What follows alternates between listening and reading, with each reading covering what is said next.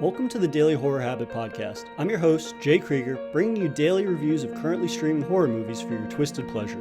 Be aware that these reviews may include mild spoilers. And as always, I hope you enjoy. For today's review, my guests and I are headed way back to explore the horrors of the late 1800s in M. Night Shyamalan's The Village, which is currently streaming on Amazon Prime. A village of isolated Amish people live secluded from the outside world for fear that monsters living at their borders will harm them. But when an act of violence will cause a member of the village to cross into the monster's borders, the villager's reality will be rocked to its core. And joining me to talk in hushed tones about the ones we don't speak of are returning friends of the show, Berto and Max. Thanks for joining me, guys. Yo, what's happening? What's going on? We don't have to whisper for this, right? No, definitely not. Okay, all right. Definitely not. Yeah, this was a movie that I was excited to see pop up on Amazon Prime because a few weeks ago, Berto and I went back and revisited Signs, which is one of those movies that when you think about it, it's like, yeah, I remember that being pretty good, but it's one of those films that I'm afraid I think about more through like nostalgia. Like I look at it with nostalgia and that, oh yeah, that was a movie from my childhood. And then you go back and revisit it and you're like, is this actually as good as I remember it being? Or is it just something that's kind of tied to my childhood? And fortunately, Signs was one of those movies that ended up holding up really well. So I was excited to kind of have the opportunity to talk about The Village with you guys. But Berto, when was the last time you think you saw this movie? Oh my God. It's got to be probably in high school. I think so. That was high school. Yeah, definitely high school. Because it came out in 2004, and yeah, so probably when I think we might have watched it together. I'm not sure, something like Probably. that. But it's been, yeah, this is the first time I've watched it in forever. Yeah, it was one of the movies I saw when it came out in the theater, and then we probably watched it in high school or something, and then for whatever reason just hadn't revisited it. But how about you, Max? I can't even remember, honestly. I'd say, yeah, I guess high school would be when I'd see it. Last time I saw it. It's one of those things that's really unfortunate about M. Night Shyamalan when people talk about his career, in that he had that kind of more recent stretch where his films really underperformed or they weren't kind of the quality that his early stuff was. So I think in terms of like the general conversation around him, a lot of the time, like I've been guilty of it, of overlooking a lot of his early movies. In that, Berto, we talked about it when we revisited Signs, in that he has that stretch of like 4 years in the early 2000s where it's just hit after hit after hit. And I think The Village shares a lot of similarities with Signs. Obviously, it's a different sort of subgenre of horror, but in terms of the film itself, Max, did you remember how stacked this cast was? No idea. I forgot. I was actually rewatching it with Candace this afternoon, and Jesse Eisenberg is like, Yeah. I'm like, holy shit! I can't believe he's here. And like, I really didn't notice how many big names were sitting at the table. It's surprising, frankly. Yeah, I mean, we've got Bryce Dallas Howard, Joaquin Phoenix, Adrian Brody, William Hurt, Sigourney Weaver, Brendan Gleeson, Cherry Jones, Judy Greer, Michael Pitt, Jesse Eisenberg. Like the list just goes on. And I would say like half of these actors are already big names, especially in early 2000s. But then you have kind of up and comers such as Bryce Dallas Howard, and you said like Jesse Eisenberg, Michael Pitt. I mean, it's overwhelming how many stacked actors are in this movie. Berto, who is somebody that kind of stood out to you right from the jump, though, given how large the cast is? For me, it was Brody. Adrian Brody, yeah. I don't know, I think out of all, I feel like he had the most challenging role, because everybody, like, I guess Bryce Dallas Howard had a pretty intense role in the sense that she was playing a blind person, but Adrian Brody he was just kind of out there. We were talking about earlier before we started shooting that he plays this role where it's nowadays is not acceptable, like that kind of role. And it was just like, I don't know, I feel like he just nailed it for me. He sold me on the fact that he was mentally challenged, and he was really out, like he was just out there, and that definitely hit for me. I was like, holy shit, like yeah, Joaquin Phoenix is in it, but he's fairly young, and like all these other guys are all basically, they were in their prime, but I feel like for me, Brody definitely made the most impact. How about you, Max? I would have to agree, because I think he did it with a certain level of tact and professionalism that wasn't over the top, and especially in nowadays, people can get really offended by certain portrayals of, especially those with mental disabilities or physical disabilities. But I think he did it in a way that wasn't comical. That it wasn't offensive. I think there's a lot of professionalism and tact, and it wasn't almost like satire or parody or whatever else. So I think he did really, really well. I enjoyed it. Yeah, that was definitely something that was refreshing to see on a rewatch, because I don't know, this time period especially, like it was easy for me to go into the film and assume like that could be a rough portrayal of somebody with mentally disabled. So that was definitely refreshing. And I think for me though, the character that was the most impressive, not that I'm not even super familiar with her work, but Bryce Dallas Howard as Ivy Walker, who plays the blind daughter of one of the village elders, I thought was a terrific performance, in that it's partially her, but it's also partially, again, like M. Night Shyamalan's strength at writing characters. That like she has this disability that in any other film, it would be her disability kind of undercuts everything that she does, right? Like it would be portrayed as being a massive disadvantage. And yet, despite the fact that she has this disability, she's one of the strongest, not only like strongest willed characters, but her disability is never used against her in a way that is like, for lack of a better word, like demeaning in a way. Yeah. You know what I mean? It's never kind of, the scares are not all built around the fact that she's blind, right? And it's almost as if being blind doesn't really affect her in a lot of ways, right? Like she's very free and she's very aware of her surroundings the majority of the time, which I think just goes to show, like, again, his strength in focusing on strong-willed characters, but also a world that is accessible to them, right? Like much later in the film, when she's going through the woods, we don't see her tripping and stumbling over tree roots for 30 or 40 minutes. You know what I mean? Like, again, that's kind of a pitfall that I think a lot of directors from that period maybe could fall into. I think it was good to see that he didn't use her blindness as a plot device. It was kind of it was part of her character, and it built a certain level of complexity to who she was. But it wasn't that everyone was like, oh, she's blind, she can't do this. Oh, she's blind, she can't do that. A few characters mentioned that. Like towards the end of the movie, it's like, why would you send her out in the woods by herself? And her father said she's more capable than we are. Like she's fine, she can do it herself. It just so happens that she's blind. It's not an impairment, as more part of who she is. And I think M. Night Shyamalan did great as making these, for instance, Joaquin Phoenix's character is very quiet, very reserved. Not, people see that as a negative, but it's just part of who he is. Same with Adrian Brody's character. It doesn't make him less of a character in the movie, but more so just a more complex character. Yeah, I mean, Ivy has that line to Joaquin Phoenix's character where she says, I see the world just not the way you do, right? Right. And it's really interesting to see, especially like those three characters, Adrian Brody, who's mentally challenged, and then you have Bryce Dallas Howard, who's blind, and then you have Joaquin Phoenix, he doesn't have a handicap, he's just like very quiet in a lot of ways, and like he doesn't speak a lot to people, and he's very reserved. You see these three people that all experience life differently, and then like Max said, their disabilities or their off the beaten path way of living, in terms of like Joaquin Phoenix's character, it never becomes about like using those elements of them as a plot device.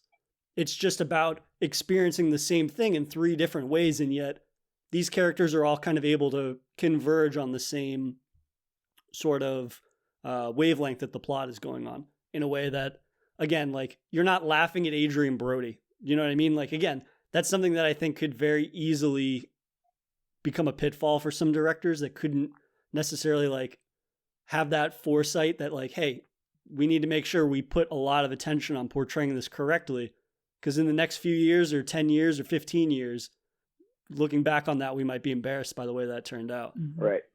I thought it was interesting that again, like one of the characters that is so pivotal to the story that has a disability also has, they allude to the fact that she might have some type of power, in that Ivy talks about throughout the movie that she's able to see the people's color, even though she's blind, obviously. So that was interesting. I thought this idea that M. Night Shyamalan he's known for having supernatural movies, and he was able to insert that into the narrative through this character with disabilities, and yet it doesn't make the entire movie feel like fantastical, or it's not overt that she has powers, right? What did you guys think of that decision? Yeah, I think for me that was cool. I like that because for a second when she said that line where she's like, I see blurry things, I was like, for me it was like, or she's like, I see it but in a blurry way. I think they were talking with Noah and Lucius when they were in by the rock, and she's like, oh, I see, but I see blurry things. So I was like, oh, she might be partially blind, she might not be fully blind. But now that you think about it, I guess there's since you mentioned it, there's kind of a hint of like she might have some kind of super senses, like I guess senses, since she's not being able to fully see. She can really, like, you can tell there's certain scenes when there's a wedding scene where she has super heightened hearing because she hears the kids yelling before everybody else does. And it's like little hints like that, which I kind of like. That's what I like about M. Night's movies, that he's not over supernatural, but there's a sense to them that there might be something not ordinary, like out of the ordinary kind of thing. So yeah, for me, I thought that was kind of cool. I really liked her character as well. Yeah, because she has that moment where she says when they're on the rocks in the woods, it's Lucius and Noah, and they're talking, and she says, like, I can see the color in people. And then later when Joaquin Phoenix is stabbed and he's about to die, she says, oh, I can't see his color, right? And it's the one moment in the film where her blindness is very apparent because she's looking for him, and yet she almost trips over his body when he's on the ground. And it's this idea that, like, normally she doesn't like that. She's able to sense her surroundings and sense other people. I mean, there's a couple instances in the movie where she senses where he is without him even saying anything or making noise. And so that's one of those, and she even alludes that her father has it too.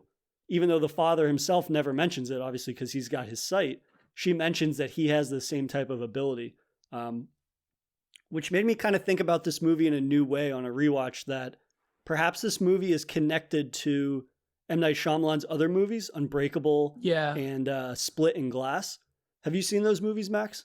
I saw Split. I haven't seen the other two yet.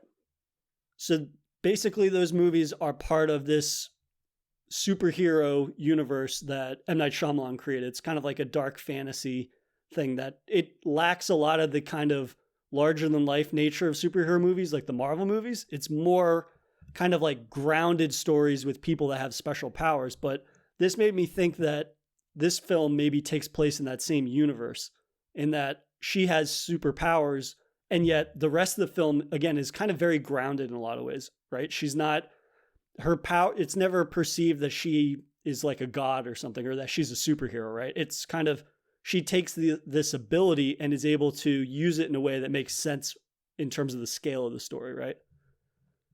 And so I just thought, like, oh, maybe this is part of that series, because it also takes place in the same state as those other movies. Like, a bunch of his movies take place in Pennsylvania, and this movie takes place in Pennsylvania. So that was kind of just a random aside that I thought maybe would fit into that continuity. Right. I appreciated the fact that it was, like you said, it was so grounded, because this could, I mean, he could have went totally sideways with all this. She can see color, and then, you know, she has some sort of powers, and it can very quickly become a supernatural, like you said, dark fantasy, that she's some sort of prophet or whatever else. But it, again, just like her, it's kind of a side note to her lack of vision. She kind of just mentions it haphazardly. She doesn't really make it about herself that she has these, you know, extrasensory powers. It's just, oh yeah, I can't see you. I can see your color, but whatever, you know, it's not, he doesn't use it to move the movie along so far as just the character development moves the movie. Yeah. So something, again, that I did not really remember, and it was very much more apparent on a rewatch, is just how strong the sense of the atmosphere is. Like, obviously, we're going to get into the twist later, but Shyamalan and cinematographer Roger Deakins do such a great job of creating this Amish community, not only physically, like they built this entire town, but also just the way in which they're able to make it seem like it's a million miles away from the rest of society, right? It never really feels like it's a set. It's kind of like, if, I mean, we're all from the same area, like it's kind of like when we would go to Plymouth Plantation as kids or something like that, and you wander around and like for a second you forget these people are actors. You forget that you're walking around essentially a museum.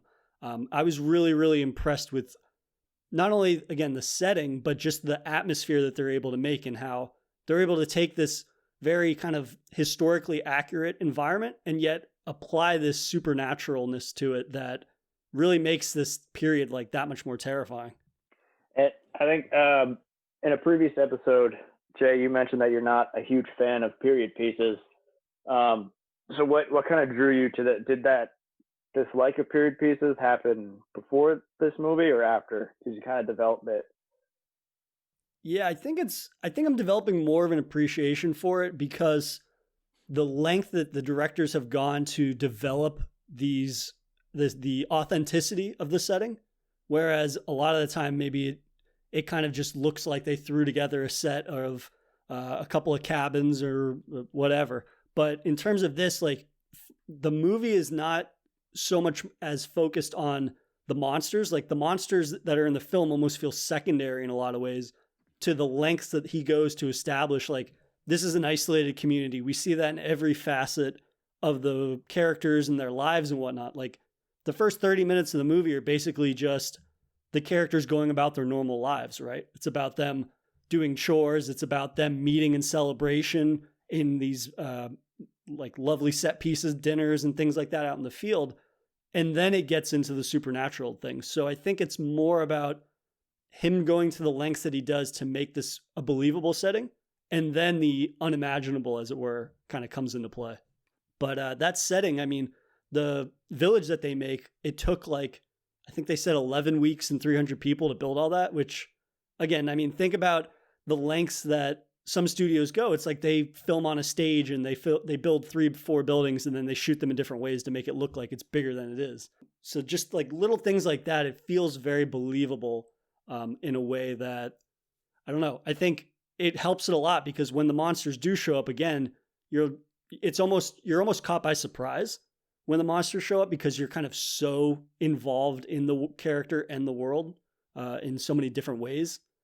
Yeah, I mean, you know that the monsters are going to come up eventually, but when they do, it's like much more shocking, at least for me.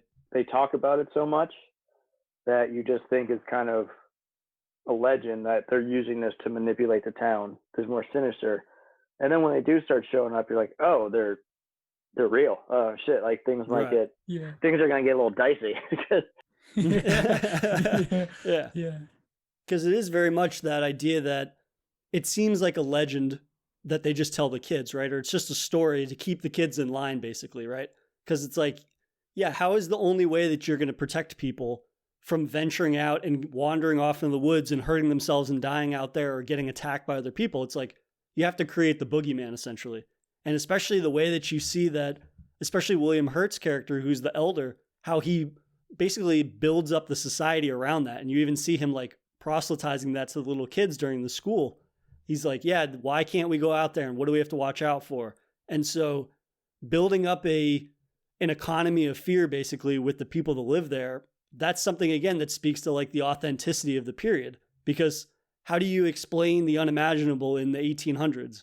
Well, you tell them like there's a boogeyman or there's a ghost or there's a witch out there because you can't explain the unexplainable, right? In terms of like mentioning the monsters, Berto, what did you think of the monster design and the ways in which Shyamalan used them within the story? I think it was great. I think it's just so creepy. To me, it came out as being so creepy. Just like it has like, I don't know, to me, like what later on you get to see the face and stuff and like what the whole monster looks like. And it's to me just one of the creepiest thing. Like, I don't know, I wasn't expecting it to be like that. I think that's why it came off as so creepy. And it definitely would, if I lived there, I would definitely stay away from those woods for sure.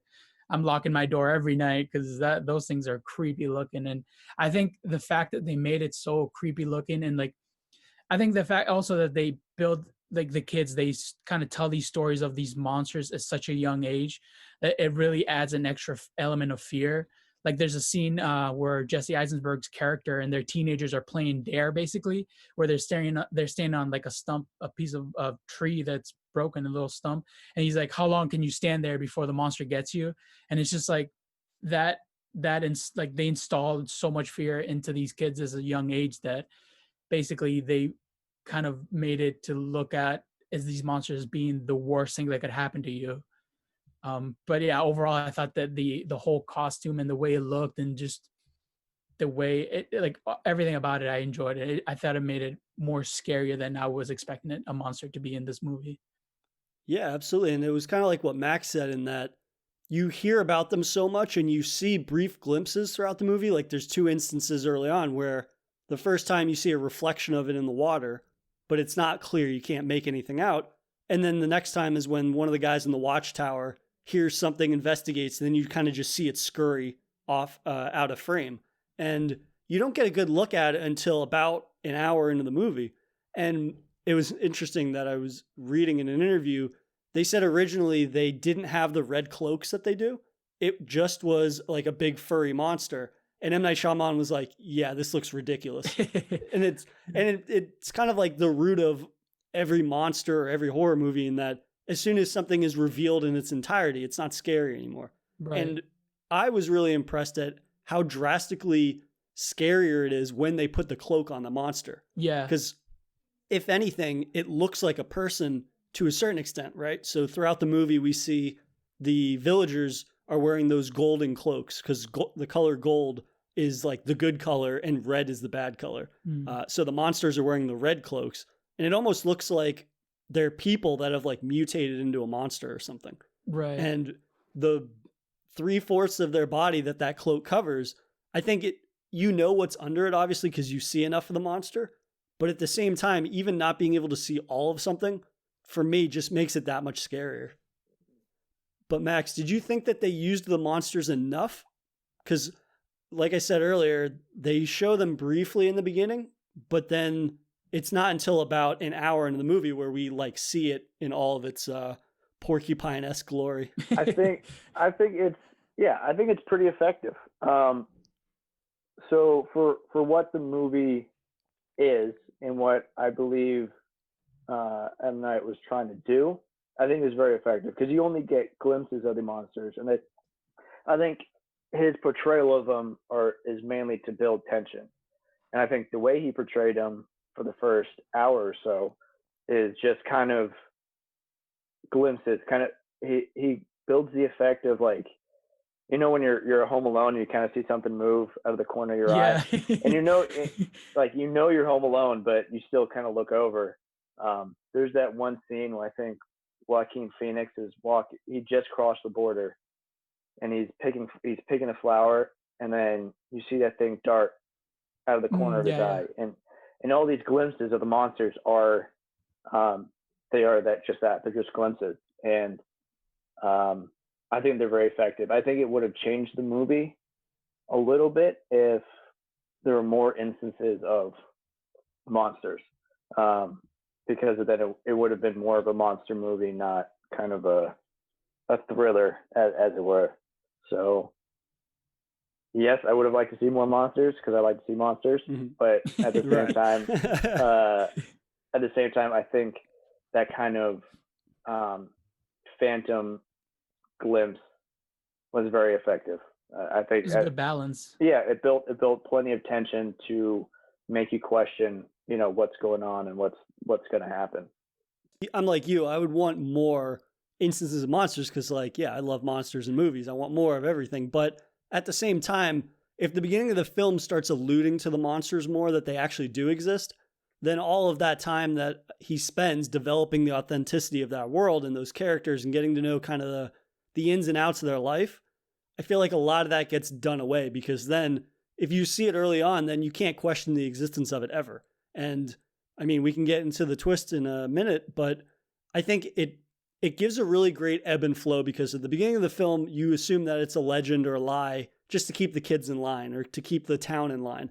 And then you start to see evidence of them where we see the hares that have been skinned, and then the doors get red markings on them. And then we find out that, oh, hey, the monsters aren't actually real. That's the big twist, in that the elders have created this lie to keep people inside the village.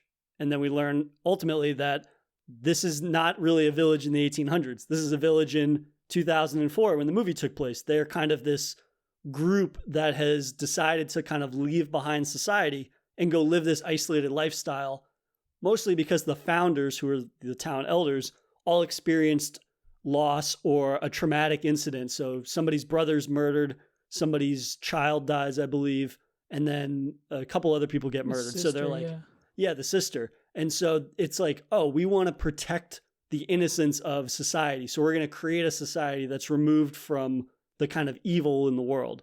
So this idea, though, that we find out that the monsters are fake, but then we have that instance where Bryce Dallas Harper is running through the woods and a monster shows up way too far from the camp. So then again, like, we're challenged at this idea of, do we actually know what's happening? Do the elders actually know what's happening? It just makes for a really good balance overall that I didn't remember the movie having. Yeah, for me, I like there's subtle hints throughout the movie that they drop of like people experiencing bad of their past being horrible. Like Lucia's mom talks about her husband getting killed on a run to the grocery store, and then I think Miss Claire, I think her name is, where her sister gets murdered, and it's like little subtle hints of like making runs that like where there were to me kind of, I don't know, it just seemed like there were subtle hints of like modern time, but like you don't really put it together until the end of the movie, which I kind of liked, because like if you have to be really focused into the movie in order for you to catch on to those little details, but you kind of definitely get the subtle hint of like there's something like they're not telling us, like there's something in the past that it's keeping them away from being connected to the other cities or towns or whatever, which I really liked. And I don't know, for me it was like on a second rerun, because I already knew what happened, it was kind of like picking up those subtle details where it's like, oh, now this makes sense, of like, you know, like even throughout the movie it is slowly revealing itself of what the reality is that they're living in. And it's, I don't know, for me, I think M. Night does such a great job at putting those, at least during that great spirit or time span that he did those movies. I thought he does such a great job at hiding subtle hints of the future, of the actual like truth about the movie in the movie itself. On a rewatch, Max, did you pick up on some of those things more, even though, because it is a rare trait for a director, and not every movie that has a twist holds up because the whole movie is built around a twist, right? And then once you kind of have it spoiled, if this filmmaker kind of doesn't build a rich world that includes a twist, sometimes I find that like those movies that are 100% reliant on the twist can be pretty rough on a rewatch. Did you think that the film held up really well for you, even though you did know the twist? I think it did, just because the writing, without the twist, it's a pretty good movie. I think the characters play off each other very well, and I think the writing is done very well. So like on the rewatch, since I already knew what was going to happen, I could have kind of picked up on the details that they kept dropping subtle things about modern society. They kept talking about money and the economy. They kept talking about, you know, the towns and modern medicine. But also, and I think this may have ultimately been M. Night's downfall, is that when you see an M. Night Shyamalan movie, you're expecting a twist. And so the whole movie, you're like, when's the twist going to happen? What's the twist going to be? And so you're constantly, I find it to be a little distracting, because you're constantly trying to find out, like look behind the curtain and see like what's going to happen in the background. So I think that might have, you know, been a double-edged sword for him, because he had, you know, 3 or 4 knockout movies and they all had the same kind of formula. But on the rewatch, I thought it was pretty cool. And I also noticed that, I don't know if you guys noticed it, but the nature preserve they are is the Walker Nature Preserve. Yeah. So it's Ivy's grandfather, who owns, I don't know, however many thousands of acres of land. So I thought that was an interesting detail that I didn't pick up on before. Like when she climbs over the fence, it says Walker Preserve. I'm like, oh shit! Like Yeah. they briefly mentioned that the grandfather was a millionaire or very wealthy, and he didn't trust Right. any. So I that's a detail that I didn't pick up. I only picked up on the second watch. That was something that I didn't pick up on until a rewatch as well, because it's one of those things that is so sudden, and then that's what is so great about his early M. Night Shyamalan's early work, is that you pick up on a small detail like that, and then you start working backwards, and you realize how that one little detail is the foundation of basically the entire movie, right? Yeah. It's this idea that, oh, hey, her grandfather was not just one of the founding elders. He is the person that is able to finance this entire endeavor out in the woods. For me, though, what really stood out on a rewatch, even though I obviously knew the twist, was how disturbing that entire premise is. This idea that this entire village, I don't know how many hundreds of people it is, their entire reality is just a lie. Everything that they believe is a lie. It's based on fear. Like I said earlier, the economy of fear is what this society is built upon. This idea that if you leave, you'll be killed. This idea that if you try to leave, something is going to come in and not only kill you, but it's going to kill all of us. This idea that they even use that when Joaquin Phoenix's character ventures out into the woods briefly and then comes back. There's repercussions for that. We see that the monsters come the next night, and then the town elders are like, the reason that this is happening to us, to everyone, is that one of you did something you shouldn't have done. So this idea that everybody is living in fear, and even going back to the beginning of the film, Brendan Gleeson, the film opens with Brendan Gleeson burying his son who died because of a lack of medicine. And these elders all decided, like, we're going to let this, I think his son is 7, we're going to let this 7-year-old die to ensure that this lie that we've crafted never falters. We can't risk it. We can't risk somebody going out and getting medicine, coming back and saying something, and everybody figures it out. Like, So it speaks to fucked up. just how fucked up this society is. I think they know. I think the elders definitely know about what's going on. Yeah, the elders know. Yeah. And so I meant everybody else. Right. But what is confusing to me, especially since I guess you just brought that up, Jay, is that they let that kid die, and it's the elder's kid as well. And so the elder, I guess, didn't have a choice and let his child die from being sick. But then they let Ivy go out to save Joaquin Phoenix, and they're saying, well, you threatened, everything that we built on this town, and like these kids are the future, whatever. And so it kind of makes me question whether or not I think the villagers also know that there's towns and there's like a world outside of the woods. It's just this monster barriers keeping them from getting there. But another disturbing part is like how many layers of this mythos that they built. So it's not just the village, but the security guard on the outside. They told them that you can't go over the fence because it's a wildlife preserve and there's a lot of dangerous animals. And if you go over the fence and get attacked, we can't help you. And so the security guard or the park rangers also are living this entire, like their entire livelihood is a lie because they're hired, and so like the amount of work that goes into lying to the villagers to keep them in and then lying to the security guards to keep them out is staggering. I mean, they had to, they paid off the government to not have planes or helicopters fly over the preserve. And it's just the amount of effort to do this is, again, staggering. And that they're able to maintain this for so long without it falling apart. Yeah, I mean, it really comes down to this idea that it's not so much that the villagers don't know that there's a world outside of their world, because you're right, Max, they do talk a lot about the different villages that are out there, and they talk about how there are other people out there. But I think what's more disturbing to me is this idea that they're allowed to believe that they are living several centuries before they actually are. It's not so much that they're isolated or that they don't interact with other people. It's this idea that they're living back in like Puritan times to this certain extent. Like, it's this idea that modernizing in a way that would improve everybody's life, say what you will about overpopulation and all these different things, but it's like modernization increases everybody's life. It increases from the roots of everything. It's like if you have medicine, people are going to live longer. You're not going to have 7-year-olds dying as frequently as they do in this town or village as if you were living in a modern village. It's just not a thing that would happen. So I think that idea that, and they even speak about it, this idea that they purposefully limit themselves.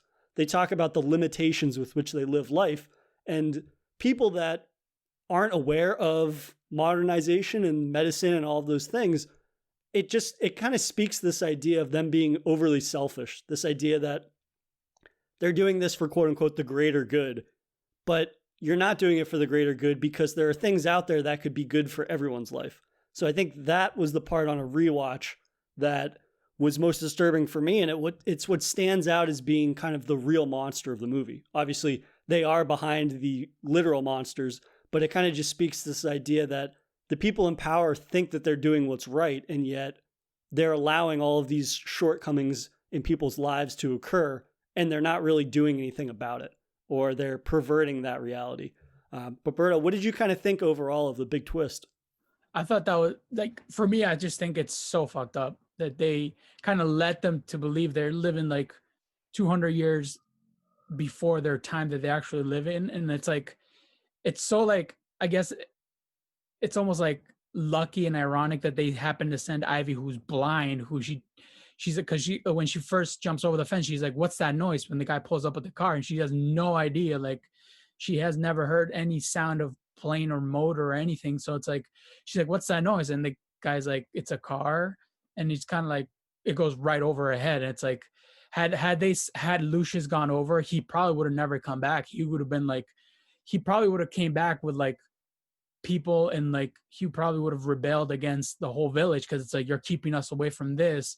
We saw your son die, a 7-year-old kid die, for us to stay away from this civilization. It's way ahead of our time living in these woods.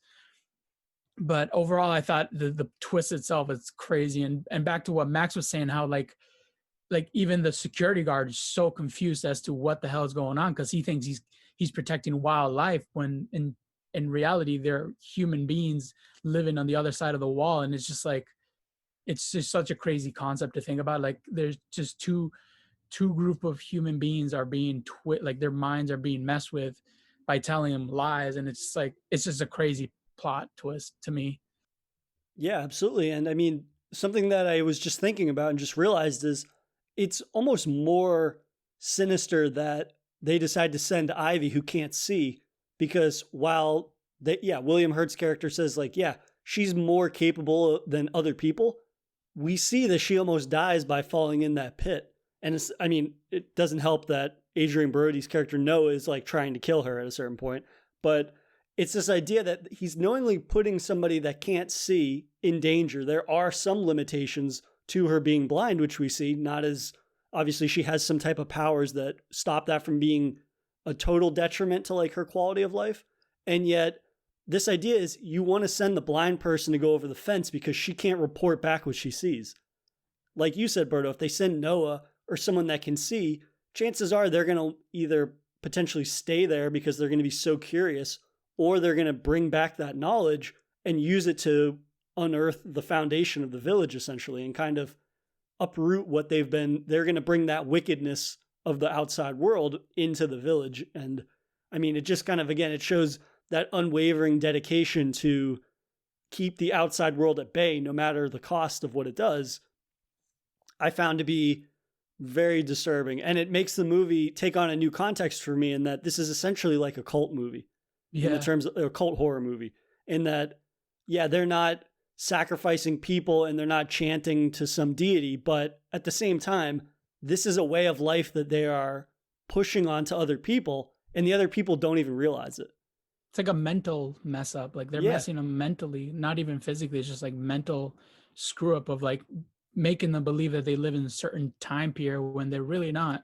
And they could have avoided everybody getting sick or the kid dying just because the elders are upset about what happened in their past. They're literally ruining everybody else's life, which is so messed up to think about. And I think it's also a very short-term fix to their problem, because eventually the elders are gonna. Once the elders are all dead, there's no new knowledge or information coming in. Also, no new genetics coming in either. So you have three or four generations. Eventually, inbreeding is going to happen, and it's going to be this hills have eyes type of nightmare village in this wildlife preserve. And I think I've definitely been there nowadays where I kind of want to get off the grid, go move to Alaska and like disappear for a while. But there comes a time where you have to eventually rejoin society because you need resources, you need knowledge, you need there are other basic human needs outside of food, water, and some sort of social structure. We all want to go off the grid, just not so far off the grid that there isn't like an urgent care clinic somewhere nearby. Right. And I was just thinking about Max saying that like inbreeding, it's like, what if in like 2 generations, some brave ass kid decided to like grab a piece of wood and clock this monster over the head? Right. Like that would have been it. Like, and you'd be like, oh shit, it's Johnny. What the hell? Yeah, I killed my dad. Yeah. Like, awesome. They would have just gone a whole riot right there. I don't know. I feel like I would have been brave enough maybe. At that point, it's like, this motherfucker's in the woods. I'm about to kill him. And yet, that speaks to how twisted and manipulated all of them are. And we see that in the opening moments when the town elder is talking to the kids in school and he's like drilling them on the rules. And it's like, what happens when you fuck up and you forget one of these rules? We're all going to get killed.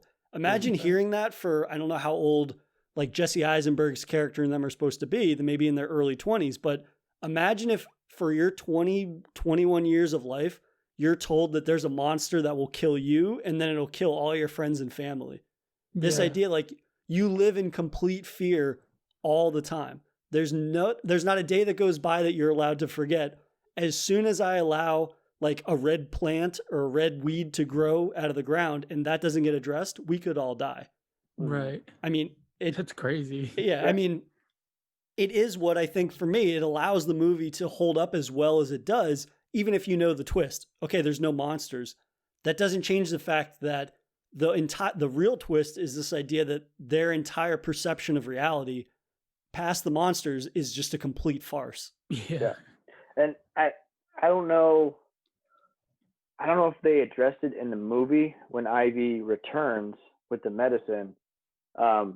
I don't know if anyone addresses that Ivy returns with the medicine. And I also don't know if they address the fact that she technically broke the rules. Because there was one, I think during a meeting, I don't know what it was, but one of the villagers said that, the monsters are, leaving these signs, the monsters entered the village because she crossed the border one day. But they also don't really say, I don't think they address that Ivy takes 2 other people and then they come back.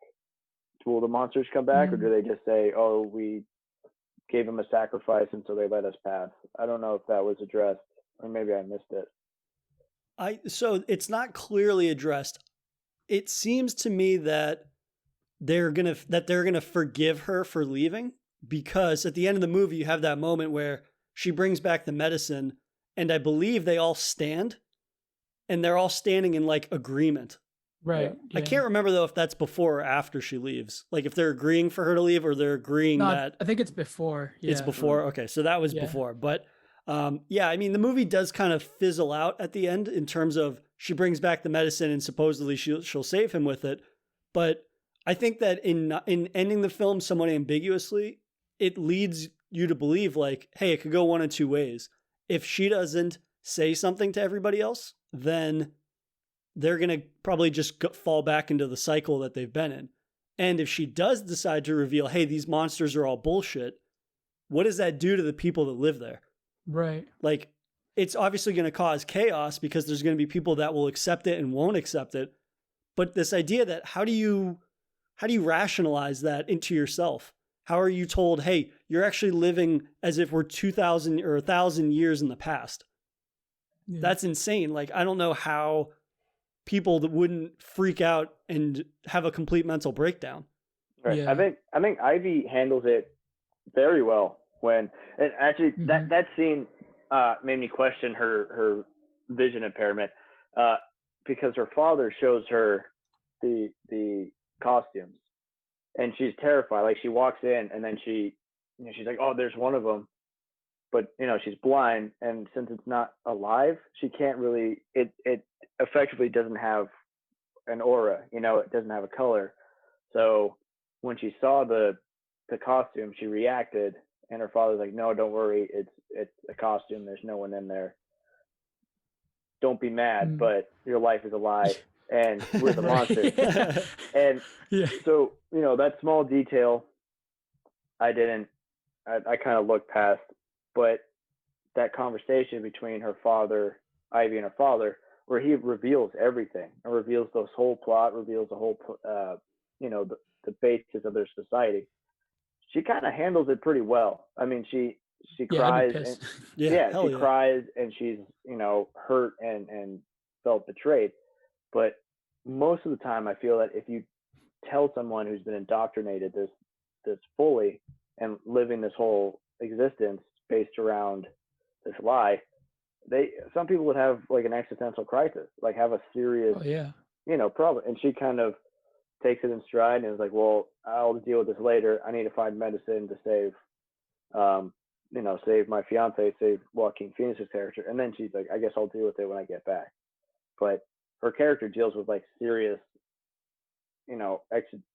existential crisis points, and she kind of takes it in stride. And but it's also not. I don't know. What do you guys think about that? I'll just pose it as a question. He tells her that the monsters are bullshit, but she doesn't know about the wider implications of that. Only we, the audience, know the wider implications of that. This idea that, oh, hey, Brendan Gleeson's son's headstone says 1890 to 1897. We're the only ones that realize that is a facade. Right. So I think that it's easier for her to grasp, no matter how hurt she is, that, hey, we are doing this, again, there's the guise of this is for your safety. The monster lies so that way people don't venture out and get hurt in these other villages, right? They don't call them cities, they call them villages. And so even in, or towns. So even in that sort of vocabulary that he uses, in her mind, since what does she know? And she obviously doesn't have a visual Rolodex of what those things even look like. It's easy to kind of keep that perversion of a lie going. It's this idea that, there's places like our own home out there, but she doesn't realize what the modernization of those actually looks like. Right. So for me, I think it's more about, hey, I can accept this lie that in the face of it seems like it's for the greater good, and yet the larger implications of it still escape her. That's why she is able to leave and then obviously come back so she can save her fiance. I think to Jay's point, so I think the father told him this whole backstory, but I don't think he ever tells them what time period they're living in, because when she does hop the fence, she's like, what is that? Like, I feel like had that dad told them we're actually living in the year 2004 where there's cars, he would explain they make these sounds and all that. She would have been aware once she heard the car. She's basically telling them that we're living here because our family members had suffered and your grandpa was wealthy, and due to that he got greedy and all that. But I don't think he ever tells them the time period that they're in. Because like I said, again, she would have probably caught on to the fact that, oh, what was that sound of the car pulling up? And I think he just kind of told her enough to be like, yeah, there are other people behind that fence that will help us. And there's also people doing other things outside of these woods if you can get through these woods. And we're living here because we have suffered so much by living in other towns that we decided to basically keep our group in here stuck, basically. But I don't think he ever does end up telling them the time period they're in. Yeah, the father goes out on such a limb to get the elders to accept that she's going to leave and get what we need and then come back. Yeah. And yet he's still not really willing to sacrifice the society that they've built. Because again, otherwise, Berto, like you had said, he would have given her more context probably. Right. If he was like, fuck it, she found out about this facade, everything is on the table. In reality, or at least what is portrayed in the movie, he's only telling her just enough that she has context for what's happening and why she doesn't actually have anything to fear. And it's even to like that extent, the father sends two not bodyguards, but like guides with her, Mm. people that are cloaked in the golden robes that are supposed to protect them. There's like a bag of sacred rocks that she has Yeah. that are supposed to protect them. And again, the two guides are not in on it. They don't Yeah. not told anything. And so to continue that kind of the facade by keeping the other villagers in the dark, I would be inclined to believe that if the film continued on after when it ends, that the elders would try to continue the kind of life that they've been living. They wouldn't Right. want everybody else to find out, and they would probably, I don't know what they would do to keep Ivy from talking or telling other people about that, but it's strongly indicated that nothing is really going to change. Yeah, I'd be curious. Like, I was curious as to, I would love to see what happens like 20 minutes after the movie supposedly ends.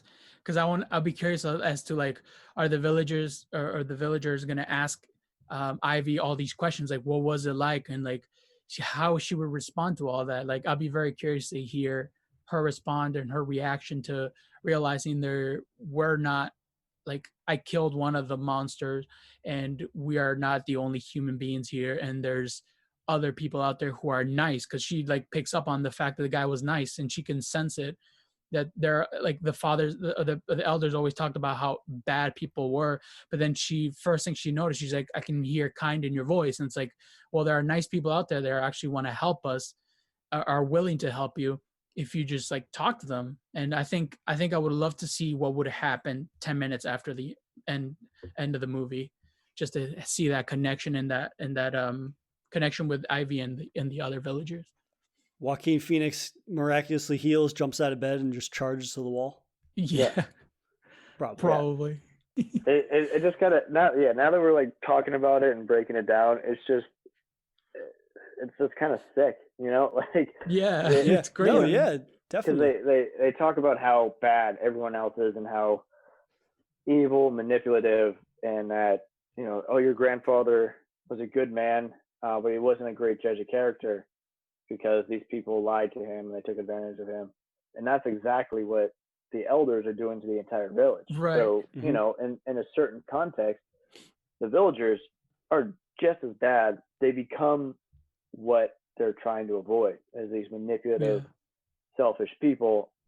And so they become these manipulative, selfish people to preserve some, you know, way of life that's preserving innocence. So, Mhm. you know, it's kind of a yin and yang type of situation. You need a little darkness to preserve its evil or whatever else. Like, you know, road to hell is paved with good intentions, and Yeah. you know, that village seems like a fucking personal hell to me. I would be so mad if I found out I there was was like so we're mad. living not in the 1800s. Yeah. What? I'd fucking burn it Yeah. down. Yeah. Yeah. Well, For I mean, sure. there's all the indicators that like that's the next step, right? If Ivy Right. says anything, it seems to me like in the village there's a lot more young people than there are the elders, Mhm. and it wouldn't take much for there to be some type of uprising. Yeah. And so Yeah. if that notion that hey, the outside world is not kind of the evil bill of goods that we've all been sold, this idea like curiosity is a killer in terms of like the idea that the society's built around. If people start getting Mhm. curious and there's no monsters, well, fuck you. I want to go check out that next village or that next town. There's other people there. Hey, they're not that bad. Why wouldn't I want to go over there and investigate? Right. So it is a very kind of like pessimistic society, and they're incredibly cynical. This idea that, oh, hey, everybody out there is evil. Well, I can't believe that if we live in a community, we're the only good people out there. And so it just speaks to this idea that like, yeah, if you're going to go to such extremes to protect everybody, eventually you're going to kind of become exactly what you're terrified of and what you're scared of. Right. I was really pleasantly surprised, and especially in talking with you guys about the ending, how well the film holds up. Because, like I said earlier, it's not just that this movie is notable for it having a twist, right? That joke, there was some running gag in a show or a skit or something where it was like, M. Night Shyamalan's next movie, that's going to be a twist inside of a twist inside of a twist. It's more about, there is a twist in this movie, but it kind of is a larger focus on kind of just like a society and what a society is built around. And it doesn't even have to do with the supernatural elements, because at the end of the day, it ends up being just as fucked up. The idea that, hey, your entire perception of reality is a complete lie and a facade. Yeah, it was definitely a wild theme to have a movie based on. Like, I don't know, for me, it definitely is like the first time we ever get to see such thing, and it's just so crazy to wrap your head around. Like, how could someone even think of doing such thing like that? And it's like, for me, like, even it was hard to realize, like, they live in the middle of the woods, and like, I'm glad they explained at the end that there's no planes flying over, because I would have questioned that. Like, throughout the whole movie, like, first time watching, I was like, well, wouldn't they have heard any planes flying? But I'm glad that at the end they kind of bring that in, where it's like, yeah, we had to talk with the government, we had to pay them off to not fly over this area, which fits in perfect. But yeah, for me, I would have definitely have questioned it being a villager in there. I would have been like, well, there's got to be something better than this. Like, we can't just be doing this 365. And it's like, winter season comes, it's like everybody gets sick, and then what next? You know, I don't know. I just, the whole plot and the theme for the movie was just like crazy to me. I think this is definitely one of those early M. Night Shyamalan movies that gets overlooked a lot, just because obviously it's in such close proximity to The Sixth Sense. You've got Unbreakable, you've got obviously Signs, and yeah, I was very appreciative that we had an opportunity to kind of revisit an early M. Night Shyamalan movie and see how well it holds up. But as always, it's a pleasure having you guys on to chat. Great. Yeah, thanks for having me. If you enjoyed this episode, please subscribe to Daily Horror Habit on your preferred streaming service and follow @Daily Horror Habit on Instagram and @Daily Horror Pod on Twitter.